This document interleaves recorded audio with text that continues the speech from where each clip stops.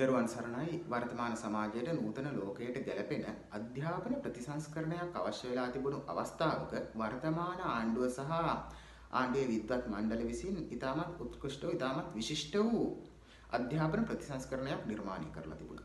මේ අධ්‍යාපන ප්‍රතිසංස්කරණය නිර්මාණය කරලා වර්තමාන සමාජයට ගැලපෙන ඒ වගේම ඉතාමත් සමාජයට ඔබින ආකාරයට සකස් කරලා තිබුණු මේ අධ්‍යාපන ප්‍රතිසංස්කරණය ඇතුළට ඉතාමත් නීච නින්දිත ආකාරයේ සංශෝධන කිහිපයක් ඇතුළත් වෙලා තිබුණා.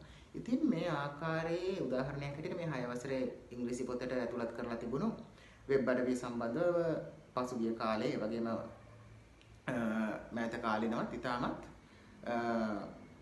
ආందోලනාත්මකව පිරිස් කතා කරන්න පටන් ගත්තා. ඒකට පක්ෂව සහ විපක්ෂව බොහෝ පිරිස් කතා කරන්න පටන් ගත්තා. ඒ පිළිබඳ අදහස් ප්‍රකාශ කරන්න පටන් ගත්තා. විරෝධතා ඇති වෙන්නට පටන් ගත්තා.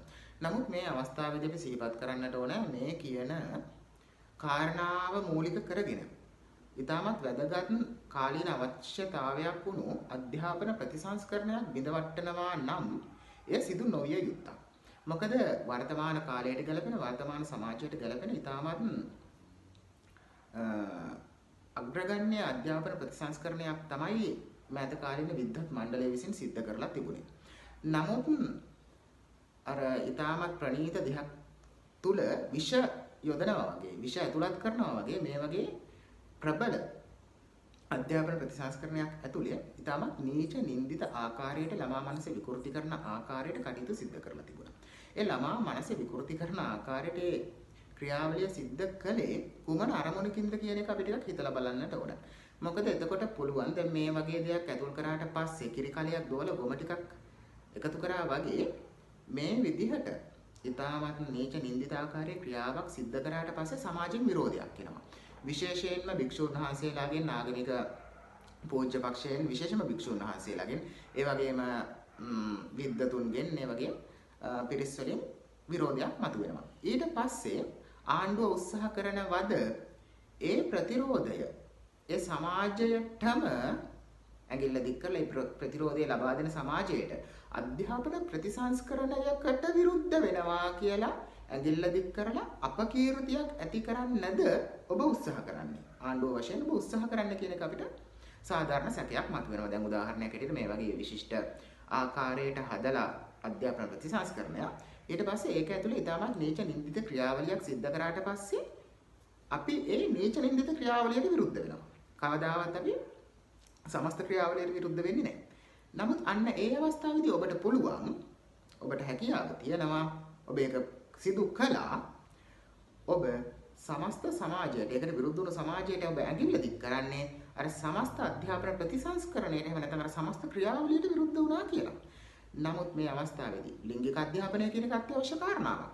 නමුත් අපි ගණිතය විෂය පිළිබඳව, විද්‍යා විෂය පිළිබඳව, ඉංග්‍රීසි ආදී භාෂා පිළිබඳ විෂය දැනුම අපි ලබා දෙන්නේ ඒ වයසට ගැලපෙන ආකාරයට. 6 වසර ළමයෙකුට අපි ලබා දෙන්නේ ඒ වයසට ගැලපෙන ගණිත දැනුමක්. ඒ වයසට ඒ මොලේ මෝරලා තියෙන මට්ටමට ගැලපෙන ගණිත දැනුමක්, විද්‍යා දැනුමක් 8 වසර ළමයෙකුට 9 වසර ළමයෙකුට ඊළඟට සාමාන්‍ය පෙළ විෂය නිර්දේශයේ තියෙන විද්‍යා දැනුම වෙනස්. ඊට වඩා එහාට ගියපු දැනුමක් තමයි උසස් පෙළ විද්‍යා දැනුම කියලා කියන්නේ. ඒ වගේ වයසට ගැලපෙන ක්‍රමවේදයක් එක තමයි මේක කටයුතු සිද්ධ කළේ. නමුත් මේ අවස්ථාවේදී වයසට නොගැලපෙන ආකාරයට වයසට නුසුදුසු ආකාරයට අධ්‍යාපනික ප්‍රතිසංස්කරණය තුල අසභ්‍ය ක්‍රියාවලියන් සිද්ධ කරලා ඒ ක්‍රියාවලියට විරුද්ධ වීම සමස්ත අධ්‍යාපන ප්‍රතිසංස්කරණයකට විරුද්ධ වීම කියලා ඔබ අර්ථ දක්වනවා නම් එතන තියෙන අනිවාර්යෙන් ඔබ බලාපොරොත්තු උනේ අධ්‍යාපන ප්‍රතිසංස්කරණයක් සිද්ධ කිරීම නෙවෙයි ඒ අධ්‍යාපන ප්‍රතිසංස්කරණය තුලින් සමාජයේ යම්කිසි අර්බුදයක් ඇති කිරීම. ඔබේ සමාජ අර්බුදයක් ඇති කිරීම තමයි මේ අවස්ථාවේදී ඔබ සිද්ධ කරන්නේ.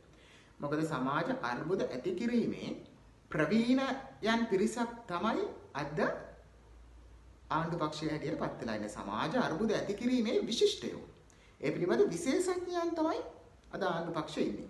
ඉතින් ඔබතුමන්ලා අපි දන්නවා ඊටමත් දක්ෂයි. ඊටමත් සූක්ෂමව සමාජයේ අර්බුද ඇති කරන්න. වමට සිග්නල් දාලා දකුණට කපන්න. දකුණටයි වමටයි දෙකටම සිග්නල් දාලා කෙලින් යන්න. ඔබතුමාලා හරිය දක්ෂයි. ඒක අපි දන්නවා. ඉතින් වර්තමානයේ මේ සිද්ධ කරපු අධ්‍යාපන ප්‍රතිසංස්කරණයට පුද්ගලිකව මම නම් කිසිම විරෝධත්වයක් නැහැ. ඒ තුල තියෙන අක්‍රමිකතාවයන් සකස් කරගෙන ඒ තුල තියෙන නොගැලපෙන ක්‍රියාවලින් අයින් කරලා තව නැවත වතාවක් ඔබ හිතලා බලන්න. ඔබ ඇත්තටම රටට ආදරේ නම් මං හිතන්නේ නැහැ ඔබ ඇත්තටම රටට ආදරේ කියලා. මොකද ඔබ රටට ආදරේ කරන පිරිසක් නෙවෙයි කියලා තමයි අපේ හැඟීම තියෙන්නේ. ඉතින් ඔබ ආණ්ඩු පක්ෂය හැටියට ඔබ රටට ආදරය කරන පිරිසක් නම් ඔබ මේ ඇති කරන්න හැදුවේ අරුබුදයක් නොවේ නම් ඔබ නැවත මේ අධ්‍යාපන ප්‍රතිසංස්කරණය නොගැලපෙන දේවල් ඉවත් කරලා ඔබට මේ තරම් ප්‍රශ්නයක් ඇති කරගන්න අවශ්‍යතාවයක් තිබුණේ නැහැ මේ රටේ. මොකද මෙතන අරුබුදයක් තියෙනවා නම් එතන වැරද්දක් තියෙනවා නම් ඒ වැරද්ද නිවැරදි කිරීම පමණයි ඔබ කළ යුතුව තිබුණේ. නමුත් ඔබ සිද්ධ කළේ ඒ වැරද්ද නිවැරදි කිරීම නෙවෙයි. ඔබ සිද්ධ කළේ මේ රටේ ප්‍රශ්නයක් අරුබුදයක් ඇති වෙන ආකාරයට කටයුතු කිරීමමයි ඔබ විසින් සිද්ධ කළේ. ආණ්ඩුව හැටියට ඔබ සිද්ධ කළේ. ඒක අපි හිතන්නේ සමහර විට ඔබගේ මනෝභාවයන් ක්‍රියාත්මක වෙන්නේ ඒ විදිහටම වෙන්න පුළුවන්. මොකද ඒ ආකාරයට මනෝභාවයන් ක්‍රියාත්මක වෙන පිරිස් ඉන්නවනේ. සමාජයේ සමාජ විරෝධී ආකල්ප දරන පිරිස් ඉන්නවා. සමාජ විරෝධී ක්‍රියාවන් සිද්ධ කිරීම එකම විනෝදය වෙච්ච පිරිස් ඉන්නවා. ඉතින් අපි කාලාන්තරයක් තිස්සේ දැක්කා ඔබ නියෝජනය කරන පක්ෂය ඔබ නියෝජනය කරන ඒ දේශපාලන කණ්ඩායම ඒක රාශියම සිද්ධ කළේ එකම එක දෙයයි. ඒ රටේ අරුබුද නිර්මාණය කිරීම, ඒ මේ රටේ මේ පුංචි රටේ ප්‍රශ්න නිර්මාණය කිරීම, රටේ සංවර්ධන ව්‍යාපෘති අඩාල කිරීම විතරයි අපි ඔබෙන් දැක්කේ. ඉතින් මේ වෙලාවේදී ඔබ ආණ්ඩු පක්ෂයේ ඉඳගෙනත් ඔබ ඔබේම සංවර්ධන ව්‍යාපෘති අඩාල කිරීමේ සූක්ෂම වැඩපිළිවෙලකද ඔබ ඉන්නේ. එහෙම නැත්නම් තව කෙනෙක් ලවා මේක කරවා ගැනීම මේ වැඩපිළිවෙලකද ඔබ ඉන්නේ කියන එක අපිට සාධාරණ සැකයක් තියෙනවා.